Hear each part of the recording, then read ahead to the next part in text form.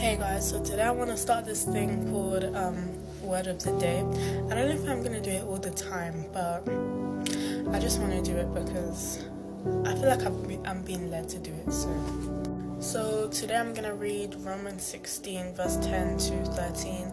It's sort of like, it was Paul's letter basically, and he was greeting certain people who he was friends with before in Italy, I think. Don't quote me on that, but I think it was Italy. And so verse 10 says, "Greet Apelles, a good man whom Christ approves, and give my greetings to the believers from the household of Aristobulus.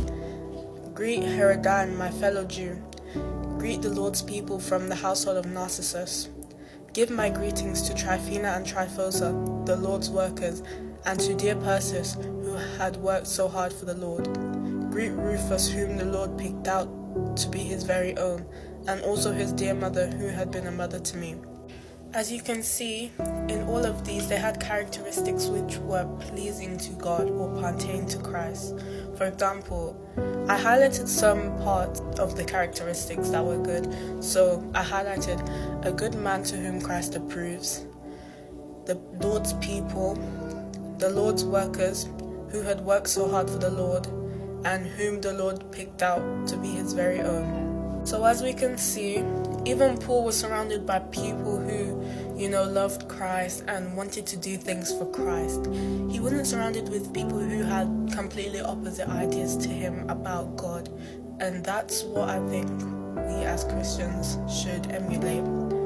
Even Paul was surrounded by believers of Christ, so what makes us think we don't need to be surrounded with God's children? Bad company corrupts good morals, which is why we should ask God for godly friends.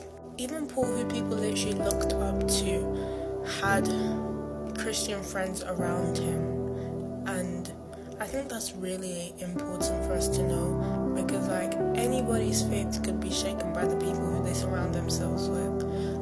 I'm not just talking about school, I'm also talking about if you go to church.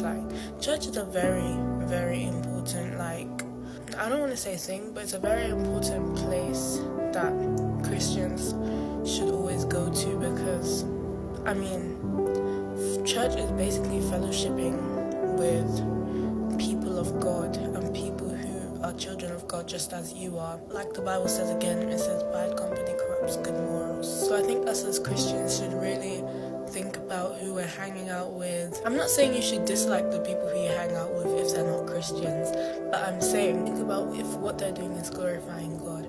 But don't just think about them, also self-reflect and think about yourself too, and if what you're doing is glorifying God.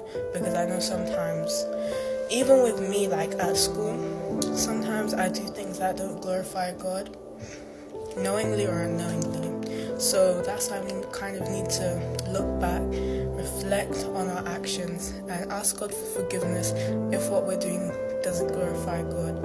But also try to change so that we can be better not just for ourselves, but for the people around us too, so they can learn from us in good ways instead of learning from us in bad ways.